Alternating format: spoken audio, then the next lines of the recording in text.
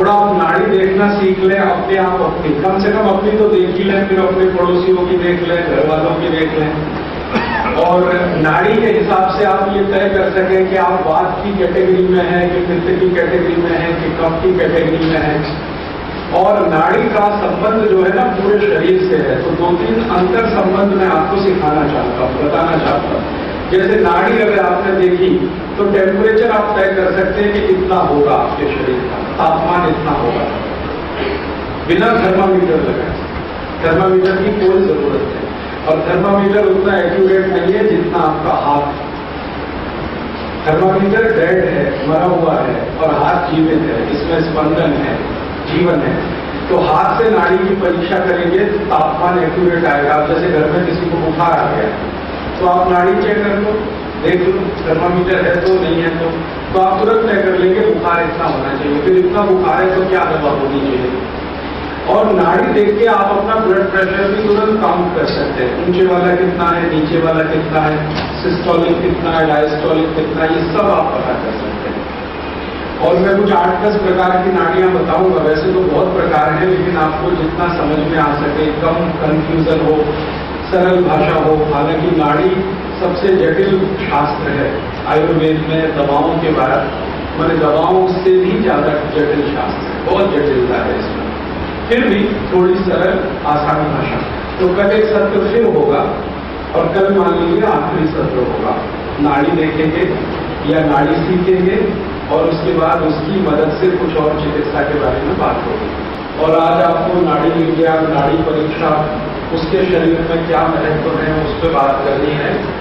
मैंने आपको 11 दिन में जो भी कुछ सिखाने की कोशिश की, उसमें एक जानकारी आज देना चाहता हूँ कि मैंने आपको उल्टा सिखाया थोड़ा।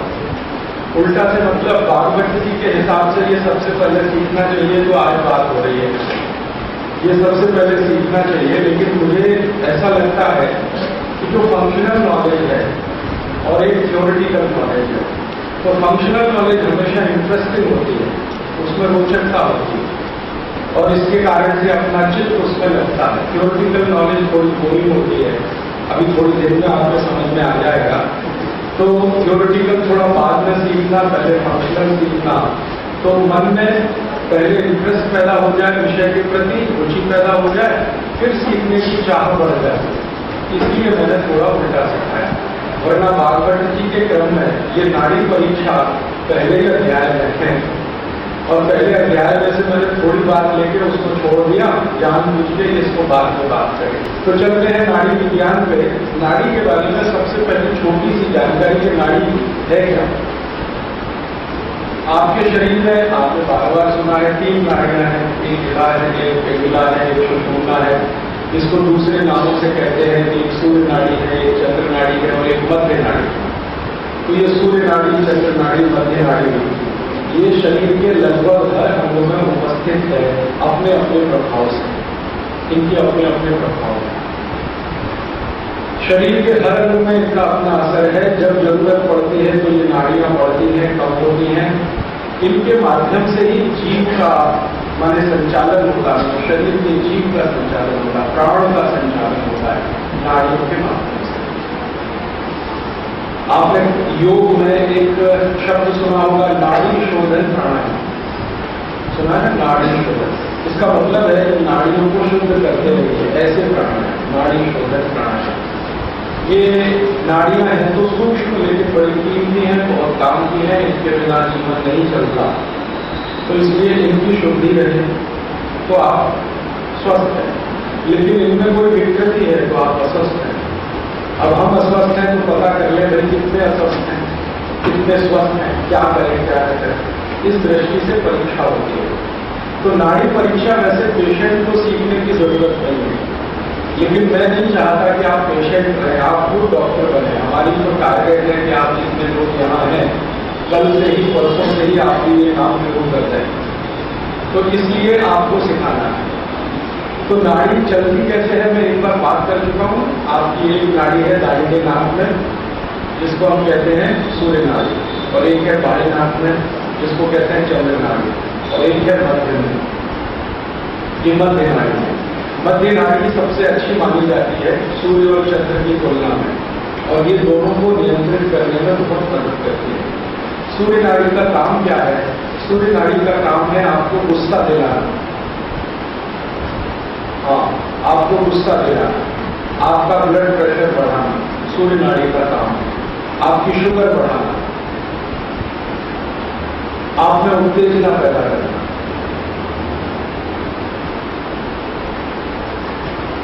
अब आप जितने खराब शब्द जानते हैं अपने जीवन में, सब जान लीजिए ये सूर्य नाड़ी है।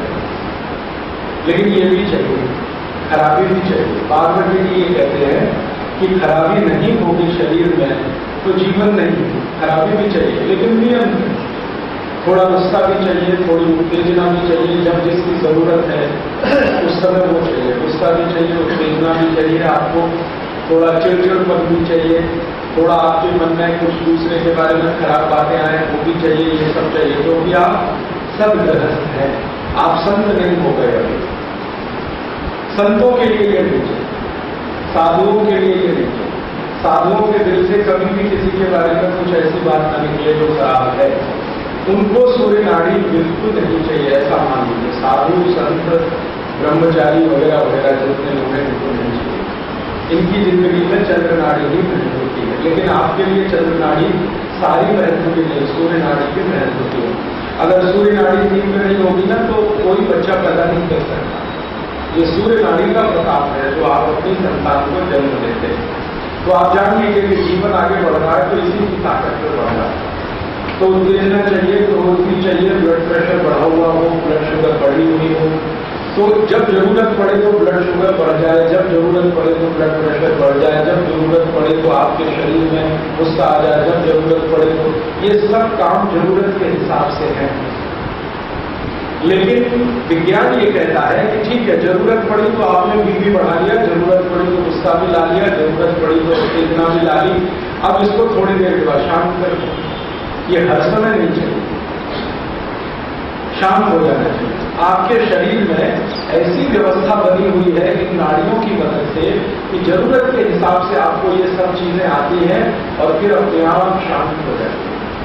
माने ज्यादा देर टिकता नहीं है कुछ भी, गुस्सा ज्यादा देर टिकेगा नहीं, उत्तेजना ज्यादा देर टिकेगी नहीं, चिड़चिड़पन ज्यादा देर टिकेगा नहीं, दूसरे के प्रति मन में घृणा, दूसरे के प्रति मन में खराब विचार ज्यादा देर टिकेंगे नहीं, थोड़ी देर रहेंगे फिर उसके बाद शांत होंगे। तो यही अच्छा है, इसी को आइडियल कहा जाता है। आप कोई भी काम करते हैं ना, कोई भी काम करें तो बीपी बढ़ता ही है, वो तो होने ही वाला है। आप कुछ भी काम करें, मेहनत का करें तो बीपी बढ़ने ही वाला है। फिर इतना है कि काम खत्म होते ही उसको शांत हो जाना है। जो ब्लड प्रेशर के मरीज होते हैं उनका बीपी बढ़ता तो है, फिर शांत नहीं होता, ये है समस्या। तो उनको जो गोलियां दी जाती हैं, दवाएं दी जाती हैं, जो उनको ट्रीटमेंट दिया जाता है तो इस बात के लिए कि भाई बीपी बढ़ता है, जब जरूरत तो बढ़ने दो, फिर उसके बाद तो शांत भी होना चाहिए। ये है। शुगर बढ़ती है, सबकी शुगर बढ़ती है। कोई भी समय पर आप जब कोई काम करने के लिए तैयारी करेंगे तो शुगर भी बढ़ेगी, ग्लूकोज लेवल बढ़ेगा, ये तो एनर्जी नहीं मिलेगी, शुगर बढ़ेगी, फिर थोड़ी देर बाद तो कम भी होनी चाहिए। बीपी बढ़ेगा फिर थोड़ी देर बाद कम भी होना चाहिए। तो ये सारा किस्सा, शुगर बढ़े कम हो जाए, बीपी बढ़े कम हो जाए, ये सब जिस नाड़ी से संचालित है उसी को सूर्य नाड़ी कहते हैं। इसकी बहुत जरूरत है, मैंने आपको समझा दिया, जीवन इसी से चलता है। फिर इसके विपरीत है चंद्र नाड़ी। चंद्र नाड़ी वो है जो आपको कल्पनाशीलता सिखाती है, कल्पनाएं आप करते हैं, इमेजिनेशन। आप में प्रेम, वात्सल्य, करुणा, दया, ममता, ये सारे गुण पैदा करते हैं। ये चंद्र नाड़ी। आप में कल्पनाशीलता होगी, इमेजिनेशन होगा, आप में इंटेलिजेंसी है, बहुत आप ब्रिलियंट हैं, बहुत होशियार हैं, ये सारे गुण। आप बहुत ईमानदार हैं, आप हमेशा सच बोलते हैं, कभी भी दूसरे की बुराई नहीं करते हैं, दूसरे की बुराई सोचते भी नहीं है, करना तो दूर की बात है। तो आप समझ लीजिए चंद्र नाड़ी के प्रभाव में है। अब मनुष्यों का स्वभाव होता है ना, तो हम नाड़ियों के हिसाब से स्वभाव का वर्गीकरण करते हैं। हम माने जो भी चिकित्सा करने वाले लोग कि भाई आदमी चंद्र नाड़ी वाला है कि सूर्य वाला है, तो बात इसलिए की जाती है। पेशेंट से हम बात करते हैं, फिर पता करते हैं, बात में पूरी नहीं समझ में आई तो उसकी आंखें देखते हैं, सबसे ज्यादा देर हम लोग लगाते हैं आंखें देखने में, फिर आंखों से पता करते हैं कि भाई ये किस कैटेगरी वाला है, ये चंद्र वाला है कि सूर्य वाला है। आंखें कभी झूठ नहीं बोलती और आंखों से कोई बच नहीं सकता। इसलिए दुनिया के हर देश में अब आंखों के ही परीक्षण होने लगे। एयरपोर्ट को उतरो तो पहले आंख देखो कैमरे, क्योंकि ये झूठ नहीं बोल सकते। कई बार मुंह झूठ बोल देता है, ये झूठ बोलते, तो आंखों से देखते हैं। बारमटी जी कहते हैं कि परीक्षण जो है कई स्तर पर होता है। तो पहले ये परीक्षण करो कि ये चंद्र वाला है या सूर्य वाला। तो जैसे ही हम तय कर लेते हैं कि ये चंद्र वाला ये सूर्य वाला, तुरंत दवाओं का क्लासिफिकेशन हो जाता है एक झटके कि ये दवाएं इसके काम आएंगी, ये नहीं आएंगी। सूर्य नाड़ी की दवाएं हैं, चंद्र नाड़ी की दवाएं हैं। तो दवाओं का सिलेक्शन हो गया। हजारों दवाओं में से अब निश्चित हो गया कि इतनी इसमें, इतनी इसमें। फिर थोड़ी देर के बाद हम स्वभाव की जानकारी लेते हैं, तो फाइनल लेवल पर पहुंचते हैं। तो दवाएं हमारे लिए सिलेक्शन कम होता जाता है और अंत में जाकर 2 या 3 दवाएं बचती हैं। तो हम कहते हैं ये आपको लेना या ये आपको करना। तो ये सारी दवाओं का खेल नाड़ियों से ही संचालित है। तो आपके शरीर में एक सूर्य नाड़ी, एक चंद्र नाड़ी और एक मध्य नाड़ी। मध्य नाड़ी दोनों के बीच की है और चंद्र और सूर्य का मैंने जानकारी दे दिया। मध्य नाड़ी वाले जो पेशेंट होते हैं वो ना ज्यादा गुस्सा करेंगे, ना ज्यादा किसी को प्रेम करेंगे, ना उनको बहुत उत्तेजना आएगी, ना बहुत शांत रहेंगे, ना किसी को बहुत घृणा करेंगे और ना किसी की मदद ज्यादा करेंगे। वो बीच वाले हैं। मध्य माने बीच का रास्ता, ना वो लेफ्ट होंगे ना वो राइट होंगे, बीच वाले। आयुर्वेद ये कहता है कि ये बीच वाला ही रास्ता अच्छा है। तो आप कहते क्यों अच्छा है, चंद्र वाला क्यों नहीं अच्छा? उसमें तो सारे सद्गुण हैं, बहुत सद्गुण भी नहीं चाहिए, बीच वाला रास्ता चाहिए। अगर श्री कृष्ण की भाषा में मैं कहूँ, भगवान श्री कृष्ण अर्जुन को कह रहे हैं कि मोह मत कर। ये जो चंद्र नाड़ी है ना, ये मोह में फंसा है, मोह मत कर। तेरे भाई है, बांधव है, तू मारने से डर रहा है, तो तुझे मोह उत्पन्न हो गया है। मतलब यह है कि उस समय चंद्र नाड़ी बहुत सक्रिय है और ये चंद्र नाड़ी बहुत ज्यादा सक्रिय हो जाए ना, अंतिम स्थिति कहाँ आती है? आदमी कायर हो जाएगा, नपुंसक भी हो जाएगा। जब चंद्र नाड़ी एक्सट्रीम हो जाएगी, बिल्कुल कायरता आ जाएगी, बिल्कुल नपुंसकता आ जाएगी, फिर बड़ी मुश्किल होती है दवा करने, इलाज करने। तो बहुत ज्यादा उधर भी नहीं जाना है, चंद्र की तरफ, बहुत ज्यादा सूर्य की तरफ भी नहीं जाना है, बीच में रहना। तो आप कोशिश करिए कि आपकी नाड़ी मध्य रहे, तो सब चीजें आपकी जिंदगी में संतुलित हों, सब चीजें संतुलित हों। तो संतुलित जीवन ही भारत का आदर्श है। यहां देखिए, भारत में किसी भी ऋषि मुनि ने, किसी भी शास्त्र ने संपूर्ण त्याग की बात नहीं कही सदगृहस्थों के लिए, आपके लिए। वो कहते त्याग भी करो जीवन में, सब भोग ही मत करो, लेकिन भोग करो तो त्याग पूर्वक करो। आपको सुन के हैरानी होगी, इस देश के सभी शास्त्र ये कहते हैं भोग से छुट्टी नहीं है, भोग तो करना ही है, बस त्याग पूर्वक करना है, माने मध्य में रहो। सिर्फ भोग में मत जाओ, सिर्फ त्याग पूर्वक भोग करो। वो आपने सुना, ईशावास्यम इदम सर्वम यत्किंच जगत्याम जगत्तेन त्यक्तेन भूतिका मां हृदय कस्य। ये सारे चराचर जगत में जो भी है वो भगवान का दिया हुआ है, इसलिए इसका भोग तो करना है, लेकिन त्याग पूर्वक करना है। तो आपको कमंडल लेके हिमालय में नहीं जाना, आप लोगों के लिए नहीं है हिमालय, आपको तो यही रहना है, भोग भी करना है और जीवन भी चलाना है और त्याग के साथ चलना है। तो ये मध्य नाड़ी यही सिखाती है, त्याग पूर्वक भोग, ये मध्य नाड़ी सिखाती है। प्रेम पूर्वक गुस्सा, ये मध्य नाड़ी सिखाती है। या कराती, सिखाने से अच्छा शब्द इस्तेमाल करना करा। तो मध्य नाड़ी क्या कराएगी? त्याग पूर्वक भोग कराएगी, प्रेम पूर्वक गुस्सा कराएगी। ऐसे समझ लो माँ जैसी है ये मध्य नाड़ी। माँ जो है ना, अपने बेटे पे जरूरत पड़ेगी तो गुस्सा भी करेगी, और जब जरूरत होगी तो उसको क्या करेगी? जरूरत होगी तो उसको डांटेगी, जरूरत होगी तो फिर उसको समझाएगी। देखो ऐसे नहीं है सकता। तो मध्य नाड़ी ऐसा मान लीजिए कि माँ में जितने गुण है वो मध्य नाड़ी वाले हैं। इमोशनल भी है लेकिन कठोर भी है, दोनों ही बात है। माँ इमोशनल भी होती है और कठोर भी होती है। कठोर का आ जाए तो आप कल्पना नहीं कर सकते 10 मिनट के लिए नहीं माँ है, हाँ क्योंकि मध्य नाड़ी। तो स्त्रियों के बारे में थोड़ी आज बात आगे बढ़ रही है। स्त्रियों के बारे में भागवत जी कहते हैं कि सामान्य रूप से जो स्वस्थ स्त्रियां हैं उनकी मध्य नाड़ी ही प्रबल है, सामान्य। और सामान्य रूप से जो पुरुष हैं उनकी सूर्य नाड़ी प्रबल है, सामान्य रूप से। ये नेचर में है। अब ये क्यों है इसका कोई एक्सप्लेनेशन नहीं है। सामान्य रूप से पुरुषों की सूर्य नाड़ी प्रबल है और सामान्य रूप से बच्चों की चंद्र नाड़ी प्रबल है। बच्चों में आप देखिए इमेजिनेशन सबसे ज्यादा।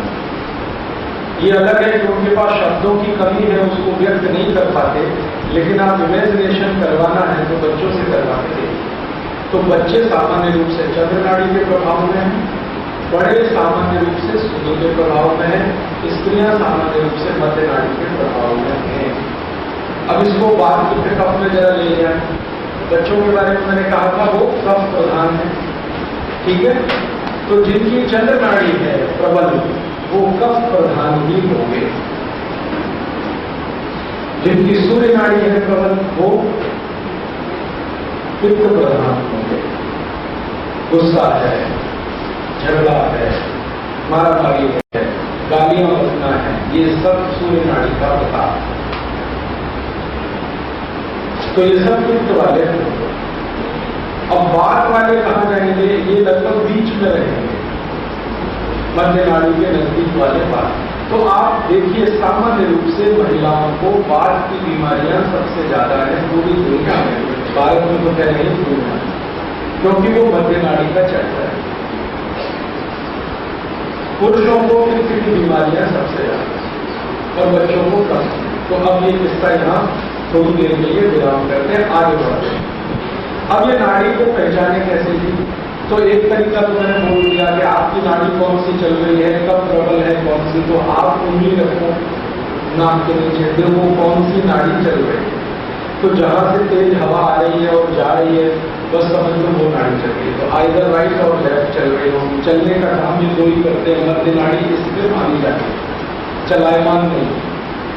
तो आप नाक से पता कर सकते हैं।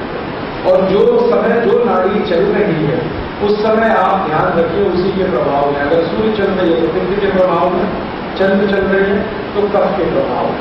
तो अपना इलाज करते समय या दूसरों का इलाज करते समय आप ये ध्यान रख सकते हैं कि भाई मैं इस समय पित्त के असर में हूँ, तो अब मुझे क्या करना चाहिए? पित्त को कम करने के लिए दवाएं खानी या औषधि लेनी या नियम का पालन करना, या कफ को कम करने के लिए दवाएं खानी है, नियम का पालन करना। और बात पित्त कफ के हिसाब से मैं बहुत बार आपको पिछले 10 दिनों में बोल चुका हूँ, ये दवा ऐसी है, ये दवा जैसे मेथी का दाना वातनाशक, कफनाशक दोनों, त्रिफला का चूर्ण वातनाशक, कफनाशक दोनों। इसी तरह से अजवाइन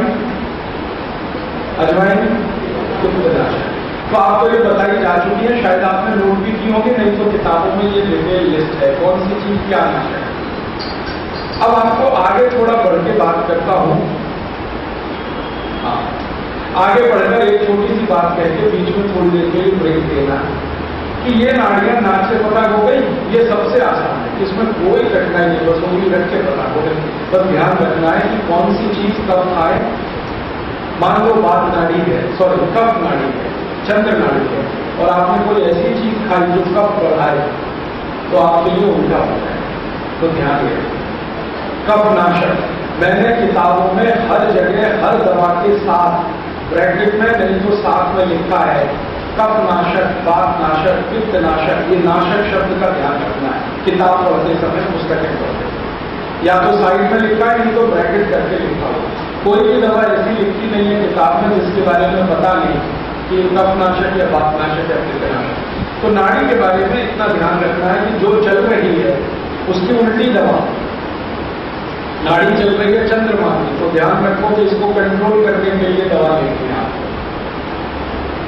तो ये एक तरीका है नाड़ी को देखने का। दूसरा तरीका है जो ज्यादा लोग इस्तेमाल करते हैं, वैद्य हैं, चिकित्सक है, वो आपकी नब्ज देखते हैं।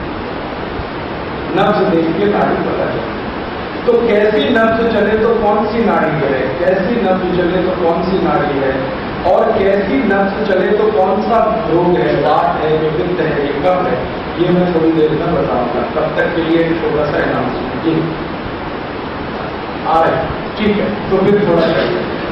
अब मैं आपको एक छोटी सी जानकारी, देखिए मैंने थोड़ी देर बाद पहले आपसे कहा ना, स्त्रियां जो हैं किसके नजदीक में जय बताएंगे, मध्य में, बच्चे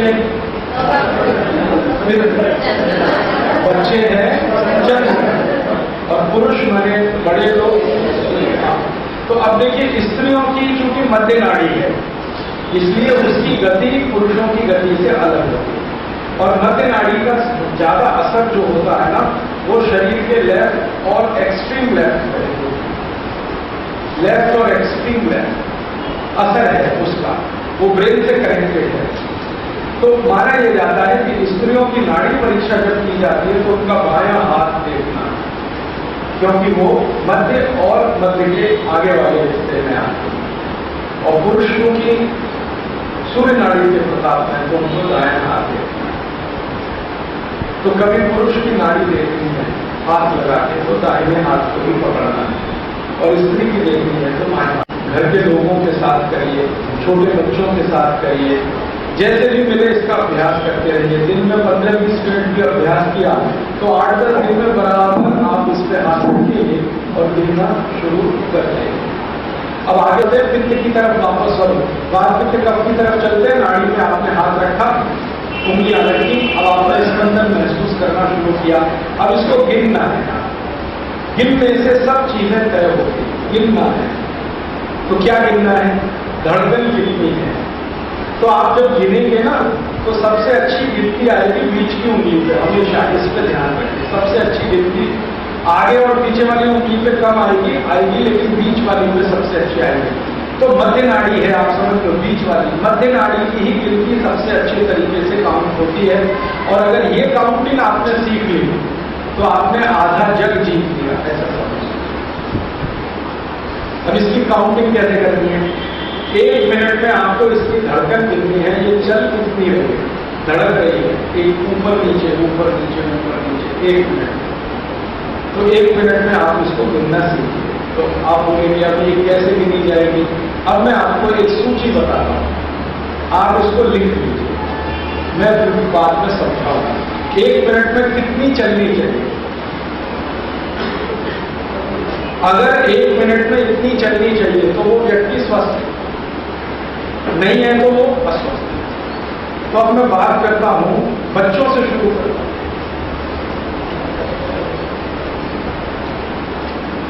लिखेंगे इसको, छोटे बच्चे हैं उनकी 1 मिनट में कितनी चलनी चाहिए, धड़कन कितनी है, आपको वो स्वस्थ है अस्वस्थ है इसको तय करना।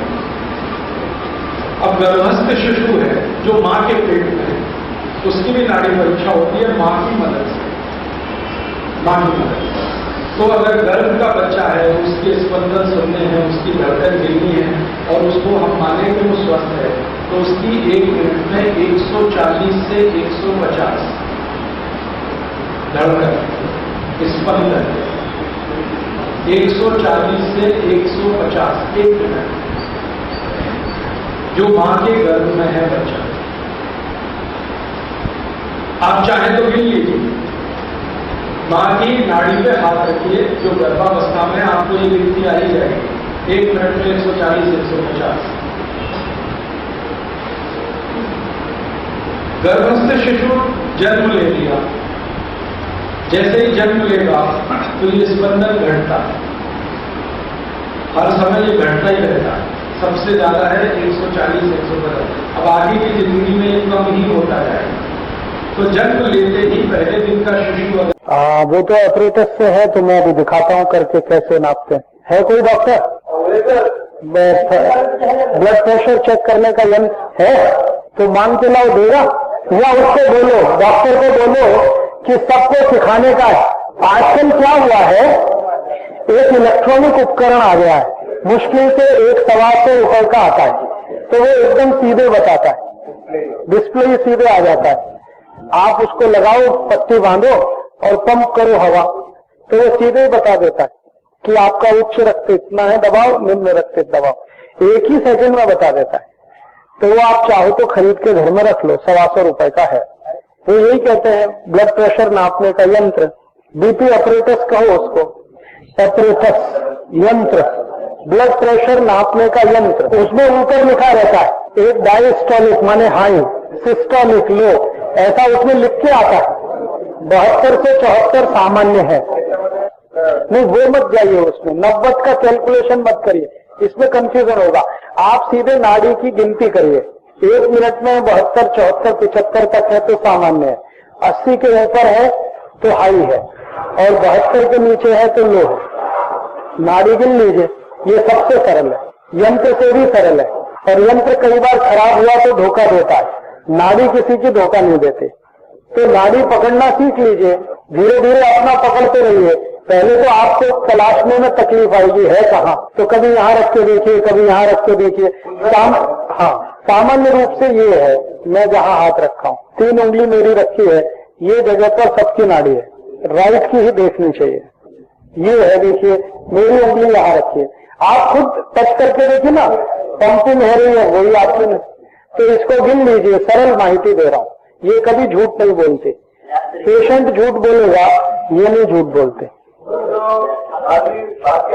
हाँ तब नहीं, 10 मिनट बैठने दीजिए, फिर उसको कहिए कि आप दिखाओ। तो अगर आपने ये देख लिया 72 से 75 है तो सामान्य, 80 के ऊपर तो हाई ब्लड प्रेशर, 72 के नीचे तो लो, बढ़ जाता है। घबरा रहा है तो वो खुद ही बताएगा, नहीं मिला, नहीं मिला, ये है, ये जो दिख रहा है ना, ये हर एक को है ये। तो आप जो है नाड़ी से देख के चेक करेंगे ना तो धोखा नहीं आता, लेकिन वो इंस्ट्रूमेंट धोखा देता है। कई बार खराब हो गया तो 320 बीपी दिखा देता है, 320 में आदमी मर जाता है, लेकिन वो दिखा देता है कि आपका 320 है। अभी मेरा हुआ था बंबई में, मैं मेरे एक दोस्त के घर में बैठा था, वो डॉक्टर है, तो उसने नया नया लाया, उसने कहा राजीव भाई मैं खरीद के लाया अभी। मैंने कहा चलो मैं मेरा चेक करता हूं, तो मैंने मेरे को लगाया तो हाई बीपी मेरा 320 आया, आना चाहिए 140, आ गया 320। अब वो तो कहे यार क्या हो रहा है तुमको, अभी एडमिट करना पड़ेगा आईसीयू। मैंने कहा तुम चुपचाप बैठो, मुझे कुछ नहीं हो रहा है। तो फिर कहने लगा कैसे, मैंने कहा पल्स देखो मेरी, तो पल्स निकाला तो 74। तो मैंने कहा कि समझ में आया, ये इंस्ट्रूमेंट गलती कर देता है, नाड़ी कभी गलती नहीं करती, तो इसलिए नाड़ी देखना सबसे अच्छा है। माने यंत्र गलती कर देता है, आपका हाथ गलती नहीं करेगा क्योंकि यंत्र डेड है, आपका हाथ ठीक है। तो आपने नाड़ी का कैलकुलेशन कर लिया, अब इससे आप मापेंगे ब्लड का प्रेशर, बीपी हाई है, बीपी लो है। ब्लड प्रेशर के बाद क्या आएगा, ब्लड प्रेशर के बाद आप तय करेंगे कि ये आदमी किस कैटेगरी में जाएगा, ये वात वाला है, ये पित्त में चला गया या ये कफ में आ गया। उसके बाद आप चिकित्सा कर पाएंगे परफेक्ट, थोड़ी अच्छी, बेहतर। तो ये हुआ कैलकुलेशन 1 मिनट का। अब जरा आगे चले कि 1 मिनट में अगर नाड़ी इतनी है तो फिर हमारे टेम्परेचर की स्थिति जरा देखिए। माफ करिए, ब्लड प्रेशर के पहले टेम्परेचर देखिए, तापमान, बुखार आया है नहीं आया है। तो आपको मैंने कैलकुलेशन दिए, मान लो नाड़ी 60 है, 1 मिनट में 60, ठीक है। तो आप करके देखना, आज ही करके देखना, आपके घर में थर्मामीटर होगा। नाड़ी अगर 60 है तो टेम्परेचर 98 डिग्री फ़ारेनहाइट ही होगा। अगर नाड़ी 1 मिनट में 60 टाइम्स चल रही है, धड़क रही है, तो बॉडी टेम्परेचर से माने इंटरनल बॉडी टेम्परेचर, बिना थर्मामीटर के आप कह सकते हैं कि ये 98 डिग्री फ़ारेनहाइट होगा।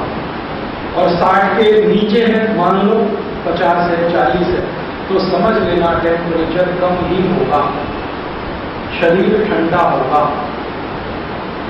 और शरीर ठंडा हो तो मुश्किल आती है, इसलिए ध्यान रखना है कि नाड़ी जो है 98 डिग्री फ़ारेनहाइट के आसपास, माने कम से कम 60 तो रहेगी,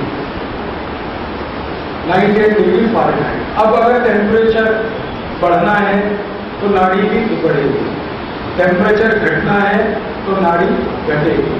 टेम्परेचर नाड़ी का सीधा संबंध है, कि अगर नाड़ी में 1 मिनट में स्पंदन कम हो रहे हैं तो टेम्परेचर कम होगा, स्पंदन ज्यादा है तो टेम्परेचर बढ़ेगा।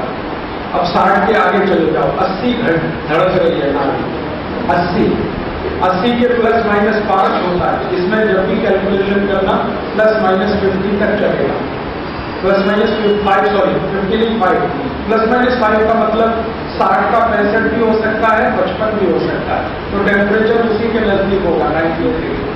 उसके ज्यादा आगे पीछे हुआ तो फिर ध्यान देने की बात है। तो 80 है, मान लो 1 मिनट में 80, तो टेम्परेचर आ जाएगा 100 डिग्री, 100 डिग्री को एग्जैक्ट 100 फारेनहाइट। 90 नाड़ी की गति अभी 90 आ गई, 1 मिनट में 90, तो टेम्परेचर हो जाएगा 101 डिग्री। ये सभी एक के लिए हाँ कॉमन है, बच्चों में भी बड़ों में।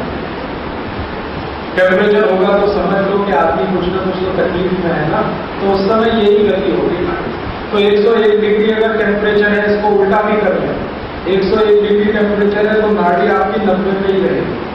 और आपको तो देखना है बिना थर्मामीटर के, मैं चाहता हूं कि वैसा ही आप बने, थर्मामीटर पे डिपेंडेंस कम हो, या स्टेथोस्कोप पे डिपेंडेंस कम हो, या दूसरे उपकरणों पे डिपेंडेंस कम हो, हाथ में सेंसिटिविटी ज्यादा हो। तो 100 है, अब आगे चले 100 वाला लिखा, 100 है तो टेम्परेचर हो जाएगा 102 डिग्री, 1 मिनट में 100, तो टेम्परेचर 102 डिग्री। फिर 110 है नाड़ी, 1 मिनट में 110, तो टेम्परेचर 103 डिग्री आ जाएगा फारेनहाइट, सेल्सियस नहीं फारेनहाइट। फिर अगर 120 आ गई नाड़ी 1 मिनट में, तो टेम्परेचर बढ़कर 104 आ जाएगा। फिर 130 आ गई तो टेम्परेचर बढ़कर 105 आ जाएगा। फिर 140 आ गई तो टेम्परेचर 106 आ जाएगा। मतलब इसको सीधा सा देखेंगे, हर 10 स्पंदन बढ़ने पर 1 डिग्री टेम्परेचर बढ़ रहा है। ये बात आपके ध्यान में लानी है, इसलिए मैंने इतनी लंबी ये बात करी। आपके ध्यान में जो बात लानी है वो ये कि हर 10 स्पंदन बढ़े नाड़ी के तो टेम्परेचर 1 डिग्री बढ़ता है, ये ध्यान रखना है। और दूसरी बात ध्यान रखनी है कि नाड़ी का स्पंदन बढ़े तो टेम्परेचर बढ़ता है, और वाइसी वर्षा भी जो है कि अगर टेम्परेचर बढ़ता है तो नाड़ी का स्पंदन बढ़ेगा ही, टेम्परेचर कम होगा तो नाड़ी का स्पंदन कम होगा। एक नॉलेज आपको मिली, बेसिक नॉलेज। अब इससे आप अंदाजा लगा सकते हैं कि भाई टेम्परेचर बढ़ा है। अब टेम्परेचर बढ़ा है तो फिर आप ध्यान कर पाएंगे भाई क्या करना, 106 डिग्री बढ़ गया है मान लो, अब इसको नीचे ही लाना पड़ेगा, क्योंकि 106 डिग्री के ऊपर जाए तो बहुत तकलीफ है, और चला गया तो बड़ा मुश्किल होता है, ब्रेन डेड होने की संभावना, ब्रेन हेमरेज होने की संभावना। मस्तिष्क की बीमारियां ज्यादा तब आती हैं जब टेम्परेचर बहुत ऊंचा चला जाए और देर तक बना रहे। ज्यादा देर ऊंचा टेम्परेचर बॉडी में नहीं रहना चाहिए। साधारण भाषा में कहते हैं ना दिमाग में गर्मी चढ़ जाती है, ये दिमाग की गर्मी इतनी खतरनाक है कि जानलेवा होती है, इसलिए ज्यादा देर टेम्परेचर बढ़ना है। तो फिर आप उपाय करेंगे भाई कम करना, कम करने के लिए दवाएं देंगे, लेकिन ये आप पहले पता कर लें कि है क्या स्थिति हाथ की नाड़ी के परीक्षण। अपना है तो अपना भी पता कर लें, घर वालों का भी और पड़ोसी। अब ये टेम्परेचर हो गया नाड़ी की गति, मैंने नाड़ी के कैलकुलेशन से। अभी इसमें ब्लड प्रेशर भी जान है, ब्लड प्रेशर की क्या स्थिति रहेगी अगर ये टेम्परेचर है तो।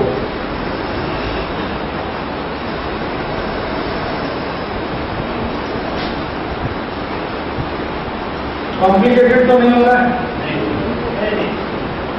हो तो बता देना, क्योंकि मैं एक साथ बोझा नहीं डालना चाहता, जितना आप रिसीव करें। मैं पहले इससे और एक सरल जानकारी दे दूँ, फिर आप इसमें थोड़ा जाए, सरल से कठिन में जाना चाहिए। और एक सरल जानकारी दे दूँ, पहले आपको एज के हिसाब से बता दूं कि ब्लड प्रेशर क्या रहना चाहिए एज के हिसाब से। इस उम्र में कितना रहना चाहिए, इस उम्र में कितना रहना चाहिए, इस उम्र में कितना रहना चाहिए। जैसे मैंने थोड़ी देर पहले बताया, बच्चा है, जन्म लिया तो इतना बार नाड़ी उसकी धड़कती है। अब अगर बच्चा है तो उसका बीपी कितना है? इसमें थोड़ी सी एक चीज है जो यूनिक है कि मां के गर्भ में जब बच्चा है तो उसका बीपी उतना ही होगा जितना मां का है। आखिरी दिन तक जब तक वो मां के पास है, गर्भ में है, तब तक उसका बीपी उतना ही होगा जितना मां का। तो ये बात तो कॉमन है। इसके आगे चले, जन्म ले लिया, अब उसका अपना स्वतंत्र बीपी होगा। तो जन्म लेने से 5वें साल तक, जन्म लेने के 5वें साल तक, माने पहले दिन का बच्चा है और 5वें साल तक उसका ब्लड प्रेशर हाई और लो जानते हैं, 2 तरह से नापा जाता है। ये तो कॉमन हो गया, इसलिए अब इसमें डिटेल में। तो जो हायर लिमिट है ब्लड प्रेशर की वो होगी 81 और लोअर लिमिट होगी 45। बीपी की हायर लिमिट 81, लोअर लिमिट 45।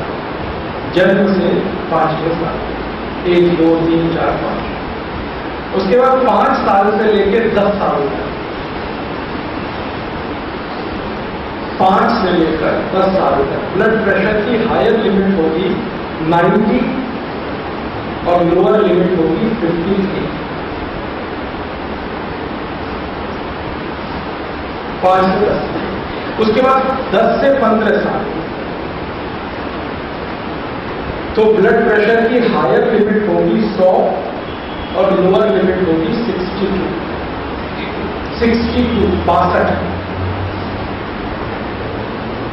10 से 15। अब 15 से 20 साल की रेंज में जब बच्चा है तो उसकी हायर लिमिट है ब्लड प्रेशर की 110 और लोअर लिमिट है 71। ये सारे आंकड़े जो है ना भारत के हिसाब से, यूरोप में जाएंगे तो ये बदल जाएंगे, अमेरिका में भी बदल जाएंगे, कनाडा में बदल जाएंगे। ब्लड प्रेशर की उनकी हायर लिमिट अलग है, लोअर लिमिट अलग है। ये अपने देश के हिसाब से। तो 15 से 20 बता दिया। 15 से 20 एक ग्रुप में हो जाएगी 110 और 71। Higher limit 110, lower limit 71। अब उसके बाद चले 20 से 30 साल की उम्र में। 20 से 30 साल की उम्र में ब्लड प्रेशर की हायर लिमिट होगी 120 और लोअर लिमिट होगी 80। उसके बाद 30 से 35 साल की उम्र में, 30 से 35 साल की उम्र में हायर लिमिट होगी 124 और लोअर लिमिट आ जाएगी 82, 82। फिर उसके बाद 35 से 40 साल की उम्र में ब्लड प्रेशर की हायर लिमिट है 126 और लोअर लिमिट है 83, 83। अब इसके बाद बीपी बहुत धीरे धीरे बढ़ता है, बहुत धीरे। अब चले 40 से 50 साल की उम्र में ब्लड प्रेशर की हायर लिमिट है 128 और लोअर लिमिट है सिर्फ 84। 1-2 का अंतर आता है, हायर और लोअर। फिर उसके बाद 50 से 60 साल, 50 से 60 साल हायर लिमिट है 132, लोअर लिमिट है 86। फिर 60 से 65, 60 से 65 साल में हायर लिमिट है 136, लोअर लिमिट है 88, 88। फिर 65 से 80 साल की एज ग्रुप में, 65 से 80 साल की एज ग्रुप में हायर लिमिट है 140 और लोअर लिमिट है 90। 65 से 80 और आखिरी 80 से ऊपर,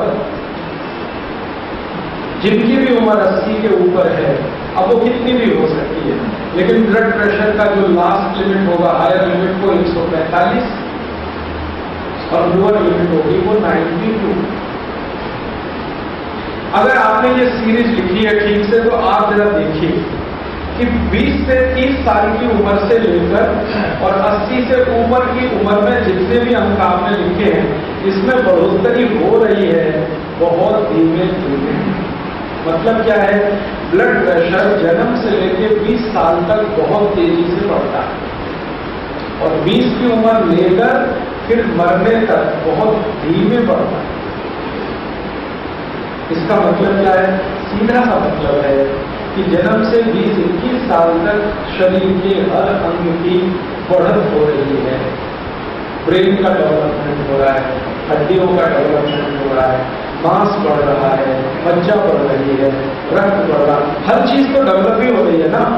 20 से 21 में जाके सब बंद हो जाए, उसके आगे फिर डेवलप होना रुक जाए। तो जब डेवलपमेंट का स्टेज होता है शरीर का तो ब्लड प्रेशर बहुत तेजी से बढ़ता है और एक जगह आकर जब आप स्थिर हो गए, हड्डियों का विकास जितना होना हो गया, उसके बाद ब्लड प्रेशर बहुत धीरे धीरे बढ़ता है। ठीक है, अब आप किसी डॉक्टर के पास नहीं जाएंगे आज के बाद बीपी चेक कराएंगे, आप खुद चेक करें, कैसे करेंगे, सूची आपके पास है, इससे इस एज ग्रुप में है तो कितना होना चाहिए और इंस्ट्रूमेंट उसके बाद ही इस्तेमाल करें। आपको थोड़े दिन में बीपी भी हाथ से ही चेक कराना सिखाता है।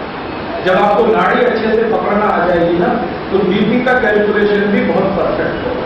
हमारे सारे वैद्य यही करते हैं, हाथ पकड़ के ही सब चीजें तय करते हैं, वो कोई इंस्ट्रूमेंट इस्तेमाल नहीं करते, क्योंकि बागवती जी ने कह दिया कि हाथ से बड़ा दुनिया में कोई इंस्ट्रूमेंट है नहीं।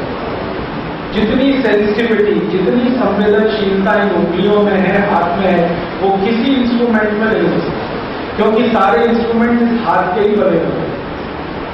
तो जिसने बनाया है इंस्ट्रूमेंट को वो ज्यादा सेंसिटिव, लिविंग है, जीवित चीज है, इसलिए हाथ के कैलकुलेशन गलत नहीं पड़ेंगे, मशीनों के तो गलत पड़ेंगे। कई बार आप मशीन पे जाते हैं, बहुत सारी चीजें चेक कराते हैं, अब आप बड़े परेशान हैं, डॉक्टर कहता है जी सब नॉर्मल है, मशीन फेल हो गई, फिर आप परेशान क्यों हैं अगर सब नॉर्मल है। या कई बार बहुत चीजें नॉर्मल कर देगा लेकिन आप नाड़ी देखेंगे तो पता चलेगा कि नॉर्मल ही है हमारा।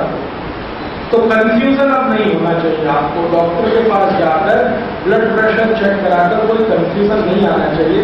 हमें मालूम है इससे इस एज ग्रुप में बीपी इतना रहता है, हायर लिमिट ये, लोअर लिमिट ये। अब हमारे भारत के तापमान और तासीर के हिसाब से ये जो ब्लड प्रेशर की हायर और लोअर लिमिट्स हैं इसमें भी ±5 है। ±5 का मतलब, अब मैं लास्ट लिमिट बात करता हूँ, मान लो 80 के ऊपर की उम्र है तो 145 हायर लिमिट है बीपी और 92 लोअर लिमिट है। इसमें 5 आप जोड़ सकते हैं, 5 बचा सकते हैं। 145 में 5 जोड़ेंगे तो कितना हो गया, 150, और 92 में 5 जोड़ेंगे तो हो जाएगा 97। इसी तरह से 145 में से 5 घटाएंगे तो 140 और 92 में से 5 घटाएंगे तो 87। तो ये ±5 चलेगा, माने 5 ऊपर 5 नीचे, बीमारी का कारण नहीं बनेगा सभी में।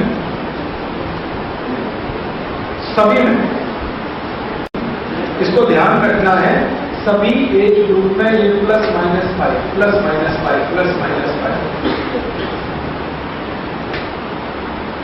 तो इसको ध्यान रखें कि अगर एज ग्रुप के हिसाब से ±5 ऐड करने से, घटाने से ब्लड प्रेशर की रेंज आ रही है तो उसको स्वस्थ ही मानना, कोई बीमारी का शिकार आप मत मानना और उसका कोई इलाज करने के लिए प्रयास मत करना।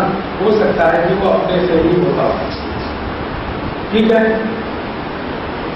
इतनी बात हुई। एक तो हुई टेम्परेचर की बात, नाड़ी देखने की बात, नाड़ी की गिनती से टेम्परेचर को पकड़ने की बात। अब आ गई ब्लड प्रेशर। और एक चीज और बताता हूं आपको, फिर थोड़े और कॉम्प्लिकेशन की तरफ बढ़ेंगे, सरल से कठिन की तरफ। एक जरा जानकारी ये देनी है आपको कि नाड़ी पकड़ ली आपने और वो धड़क रही है तो उसको किस बात से हम कंपेयर करें तो हमें पकड़ में आए कि ये बात है कि पित्त है कि कफ है।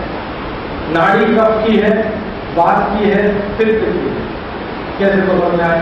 तो बागवती जी ने इसके कंपैरिजन दिए, कंपैरिजन तुलनाएं, उनसे आप पता कर सकते हैं। तो ये कंपैरिजन वही कर पाएंगे जो प्रकृति को अच्छे से ऑब्जर्व करते हैं, प्रकृति को पढ़ते हैं, वो अच्छे से नहीं कर पाएंगे। तो आपको पढ़ना क्या है, नाड़ी आपने पकड़ ली। बागवती जी कहते हैं कि नाड़ी की गति देखो कैसी है। अगर नाड़ी सर्प की तरह से चल रही है, सर्प कैसे चलता है, ये तरीका है सर्प का चलना, हमेशा टेढ़ा होकर चले, सीधा चलिए, क्योंकि शरीर वैसा नहीं है। सांप जो है ना, ये मैं मजाक में कह रहा हूं, लेकिन इसको आप उसी तरह से ध्यान देना। सांप हमेशा सड़क पर, खेत में, कहीं भी चलेगा तो ऐसे चलेगा।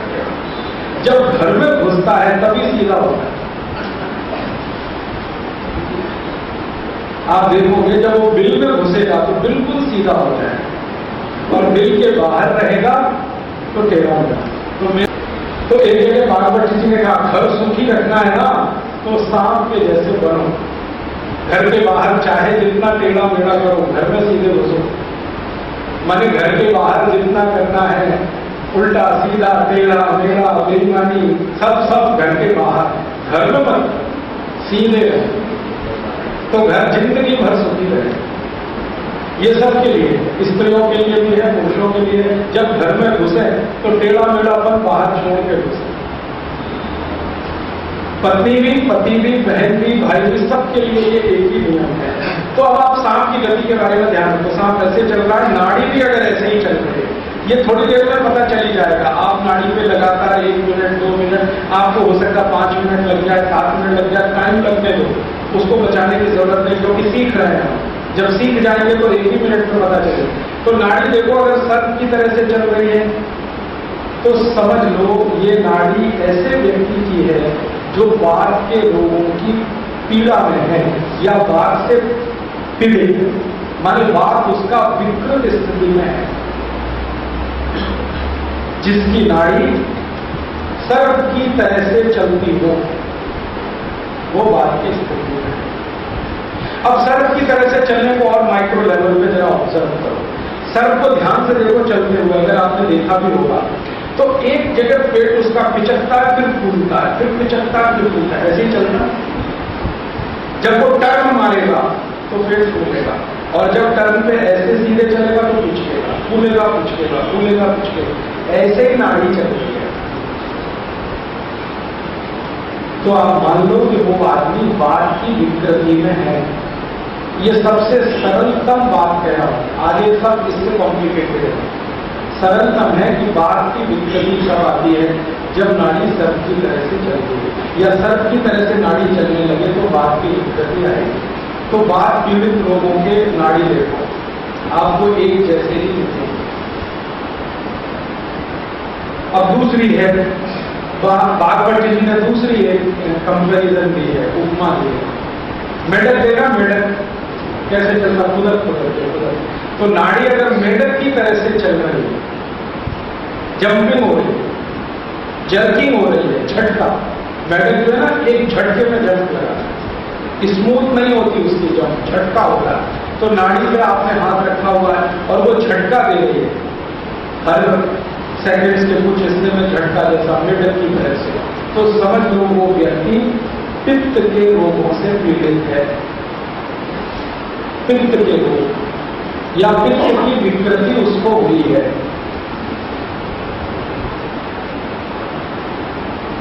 और तीसरी है, मोर देखा, मोर कैसे चलता है, आराम आराम से एक कदम रखा, फिर दूसरा कदम, फिर तीसरा कदम, गति मंद होती है। मोर जो है ना तेज से नहीं चलता, धीरे धीरे धीरे धीरे धीरे धीरे, और उसके चलने में बड़ी लय है, रिदम है, जबरदस्त रिदम है।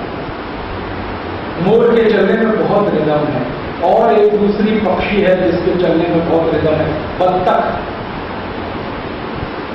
मोर है, बत्तख है, जो रिदम से चलने वाले हैं।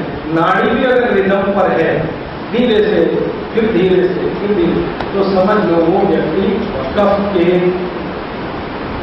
प्रभाव में है, या कफ की विकृति उसको हुई। जिसके प्रभाव में है उसी की विकृति है। तो फिर से दोहराएं, आपने लिख लिया अगर नाड़ी सांप की गति से है, ऐसे ऐसे फूलना पिचटना तो आप समझ लो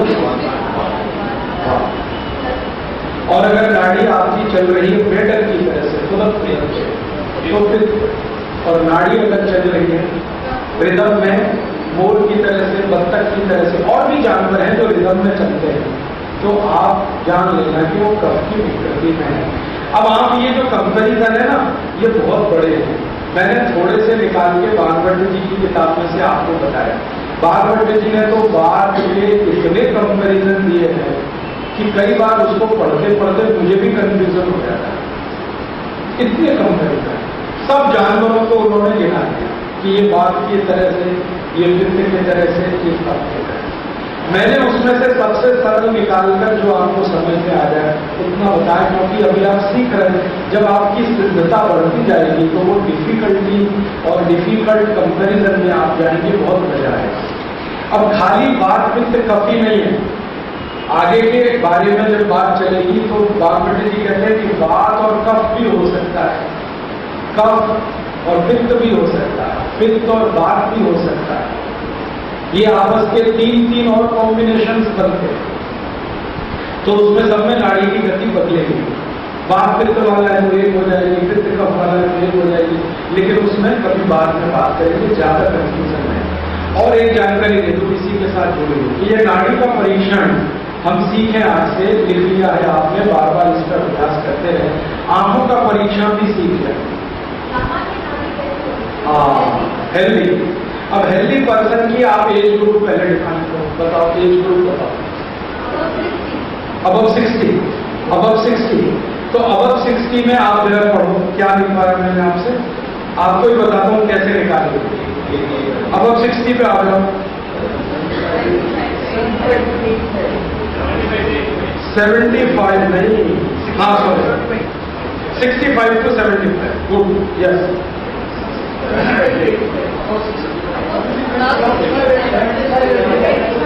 65 to 75, ये आप ध्यान रखो, या 75 to 85, अब 60 जाएगा ना 75 से 85 वाले रेंज में।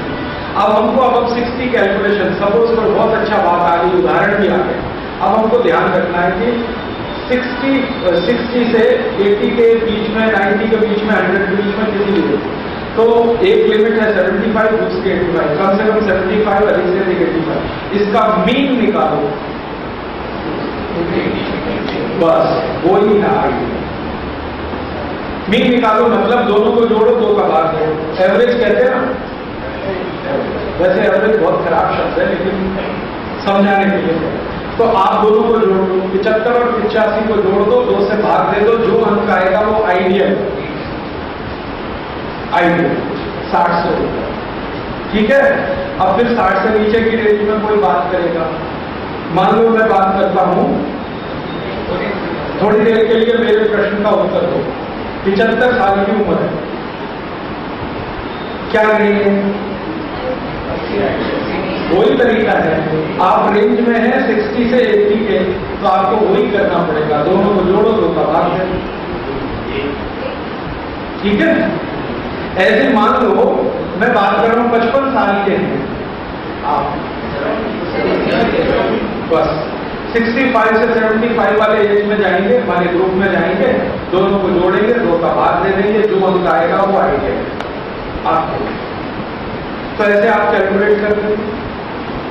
और टेम्परेचर के हिसाब से नाड़ी के हिसाब से टेम्परेचर आप करना चाहिए, सरल बातें हैं, ज्यादा नहीं।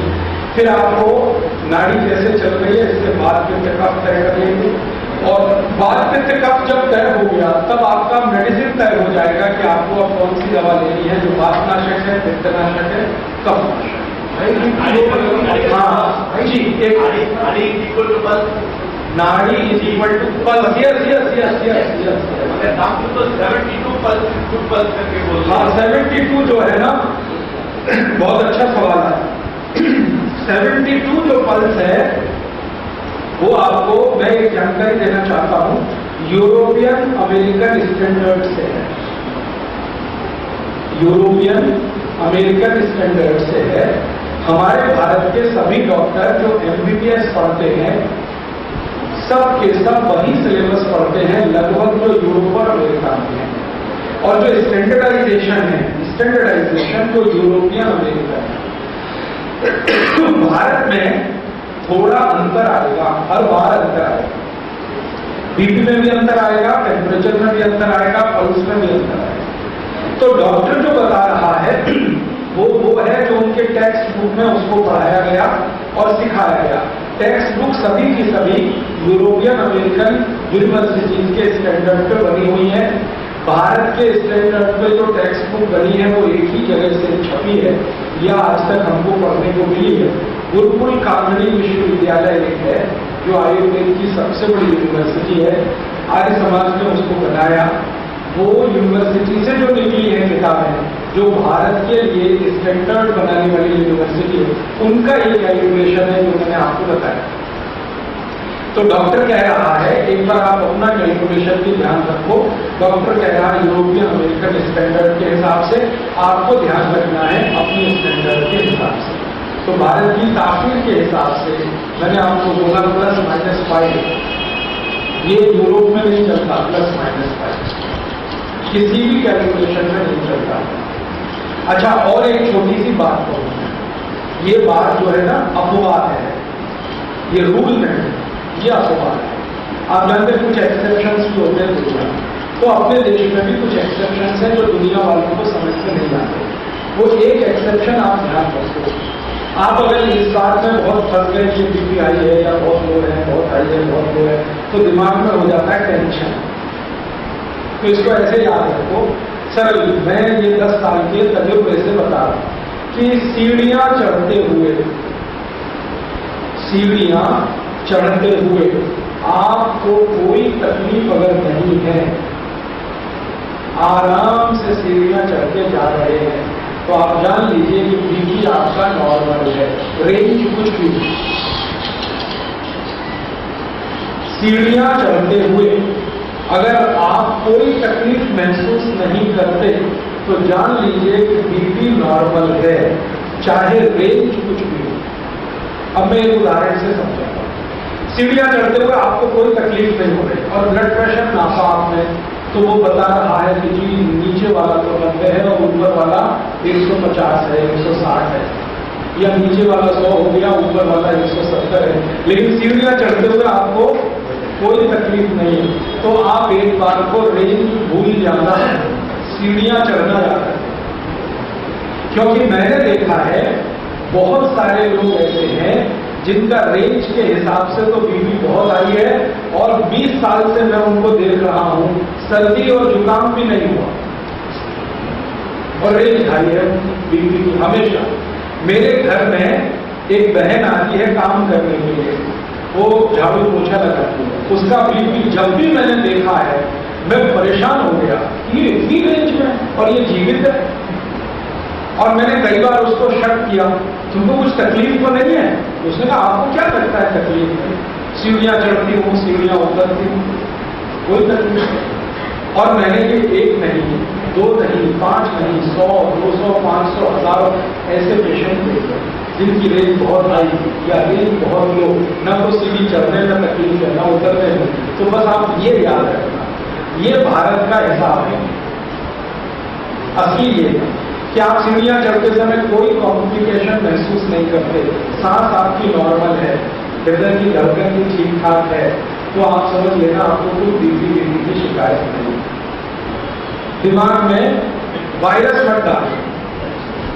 और जो सीढ़ियां चढ़ते उतरते कंप्लेंट आने लगे, या तो आपको मुंह सूखने लगे, या तो होठ सूखने लगे, या तो हृदय की धड़कन बढ़ने लगे, या तो सांस रुकने लगे, या तो आपको रुकना पड़ जाए सीढ़ियों में, तभी आप आगे बढ़ना है। अब हमको तो कुछ प्रॉब्लम है और वो है तो क्या है?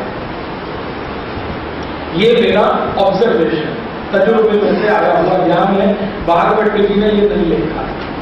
ये 10-12 साल से मैं करते करते देखा, सीखा, समझा कि जिनको सीढ़ियां चढ़ते हुए कोई तकलीफ नहीं है उनको। अब मैंने इसमें और 1-2 चीज जोड़ी है, वो भी आप ध्यान रखो कि आपको अगर पता करना है कि मैं ओवरवेट हूं कि नहीं, मुझे वजन ज्यादा है कि नहीं, तो एक तो बॉडी मास इंडेक्स है, ये बॉडी मास इंडेक्स तो यूरोप अमेरिका का स्टैंडर्ड है। हिंदुस्तानी स्टैंडर्ड ये है, वो ये कि सीढ़ियां चढ़ते समय कोई तकलीफ नहीं है तो आपका वजन आपके लिए ठीक है। जी क्या एक फ्लोर जब भी बात हो रही है एक फ्लोर में जितनी सीढ़ियां होती हैं 18 20 जो भी होती है, 10 भी होती है 12 भी होती है, एक ही फ्लोर की बात कर रहा हूँ। एक फ्लोर को चढ़ते समय अगर आपको कोई तकलीफ नहीं आ रही है, ना रुकावट आ रही है, ना रुकना पड़ रहा है, ना बैठ, तो वजन भी आपका बराबर है, वो भले 150 किलो। हाँ, मैंने ये देख लिया कि अगर आपको एक मंजिल सीढ़ी चढ़ने में कोई तकलीफ नहीं है और वजन भले 150 किलो हो, कोई फर्क नहीं पड़ता। मतलब आपको कहीं भी कोई ब्लॉकेज नहीं है, कहीं आपका कोलेस्ट्रॉल तकलीफ की स्थिति में नहीं है, कहीं ट्राइग्लिसराइड आपको परेशान नहीं है। माने आपको नॉर्मल अगर है सीढ़ी चढ़ना उतरना, वजन कितना भी रहने दो, बीपी कितना भी रहने दो, आप अपने को समझना हम तो स्वस्थ हैं। और जब सीढ़ी चढ़ने में एक मंजिल में तकलीफें शुरू हो जाए तब समझना कि गड़बड़ है, तब आगे बढ़ना कि हमें क्या करना क्या। तो मेरी बात अब मान लो, ये वजन कम करना तब शुरू करना जब सीढ़ी चढ़ने में तकलीफ आए। जब तक नहीं आ रही है वजन कम करने की कोशिश मत करो, जैसा है रहने दो। ये मोटी बात है जो आपको समझाने के लिए मैं कह रहा हूं। नहीं तो क्या होता है कि ये वजन बढ़ने का ऐसा फिजूल समझ आ गया है, घुस गया है वायरस, कि जो देखो वो पतला होना चाहता है, पतला होना है, पतला होना है, क्यों परेशान है। और दुनिया में ये बहुत बड़ा वो है इंडस्ट्री, आपको मालूम है वजन पतला करने का सबसे बड़ा इंडस्ट्री चल रहा है इस तरह। हाँ, अब वो बीसीओ नाम से चल रहा है, नाम लेने से कोई फायदा नहीं है। ये बहुत बड़ी इंडस्ट्री है यूरोप में और अमेरिका में, अब ये भारत में भी आ गई है। इनको बनाना है पैसा, इनको करना है धंधा, उनको आपके हेल्थ से कुछ लेना देना है, उनको पैसा चाहिए। आप इतनी फीस दे दो तो ये, इतनी फीस दे दो तो हम अक्सर उनके चक्करों में फंसकर परेशान होते हैं। ये मैं इसलिए कह रहा हूँ कि पिछले 10 दिन शिव शाह भवन में मैंने जो पेशेंट देखे, उनमें से बहुत पेशेंट ने मुझे कहा वजन कम करना है। क्यों करना है? मुझे नहीं लगता कि आपका वजन ज्यादा है। नहीं, कुछ बताओ आप, उनको तो कम ही करना है। क्यों कम करना है? भाई ज्यादा हो गया, कैसे मालूम आपको ज्यादा है आपका वजन? तो उनको मालूम नहीं है, किसी ने बोल दिया कि आप मोटे दिख रहे हैं, या किसी डॉक्टर ने कह दिया आप पतले दिख रहे हैं। ये डॉक्टर के ऑब्जर्वेशन पे नहीं, आप अपने ऑब्जर्वेशन पे तय करो। मैं सीढ़ी चढ़ सकता हूँ एक मंजिल आराम से और उतर सकता हूँ, तो कोई तकलीफ ही नहीं।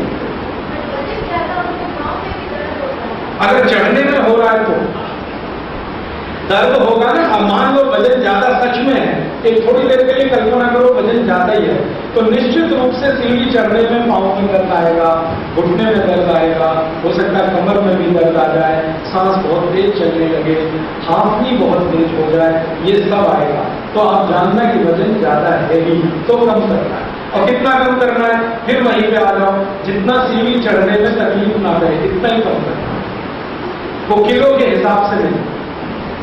भाई मैंने थोड़ी देर उपवास करके या थोड़े दिन उपवास करके वजन कम किया, फिर चढ़ के देख लो सीढ़ी बराबर बैठती है, तो बस वहीं पे रखना है अपना वजन, उसके आगे कम नहीं करना। ये वजन कम कर देने से भी बहुत तकलीफें आप शायद जानते हैं।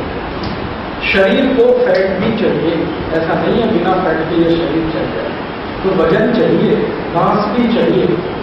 ऐसा नहीं है कि आप बिल्कुल पतले दुबले, जो पतले दुबले हैं ना उनकी अपनी समस्या है, आपको मालूम है। कोई माँ बहुत पतली दुबली होना तो बच्चे और माँ दोनों की जान के लिए तकलीफ है। मैं तो देख रहा हूँ, मोटी थोड़ी माँ है ना, थोड़ी मोटी, वजन में थोड़ी भी ओवरवेट, आराम से बच्चा उनके गर्भ से बाहर आता है और आराम से बूढ़ी है, बच्चे भी हैं। लेकिन जो बहुत दुबली पतली है उनको तो त्राहिमाम हो जाता है। इसलिए बहुत पतला होने की कोशिश मत करिए। ये जो कैट वॉक पे चलने वाली लड़कियां हैं ना, इनको देख के जिंदगी डिसाइड मत करिए। मेरे पास कई पेशेंट हैं वो कैटवॉक वाले ही हैं। मैं मुंबई में भी जाता हूँ ना, बहुत पेशेंट हैं वो कैटवॉक, मैं जानता हूँ कि वो क्या कंप्लेंट लेके मेरे पास आते हैं। और वो पतले दुबले इसलिए रहते हैं कि उनको पैसा मिलता है तभी तक जब तक वो पतले दुबले हैं। जिस दिन ओवरवेट हुए उनको तो इंडस्ट्री निकाल के बाहर भेज देती है, तो उनको सिक्योरिटी का प्रॉब्लम है, फाइनेंशियल सिक्योरिटी का प्रॉब्लम है, इसलिए हर क्षण वो देखते रहते हैं 100 ग्राम भी वजन नहीं बढ़ना चाहिए, 200 भी नहीं बढ़ना। आपको ये टेंशन नहीं लेना है। एक तो कैटवॉक इंडस्ट्री माने फैशन इंडस्ट्री, और दूसरी है फिल्म इंडस्ट्री। फिल्म इंडस्ट्री भी उनको निकाल के फेंक देती है, क्योंकि उन्होंने अपने मानक बनाए हैं। सुंदरता का उनका मानक है दुबला पतला होना, और विचित्र विचित्र उसकी उपमाएं दे रखी हैं। कमर ऐसी होनी चाहिए, गर्दन इतनी पतली होनी चाहिए, सुराही जैसी गर्दन। तो मैंने तो सुराही रख लो।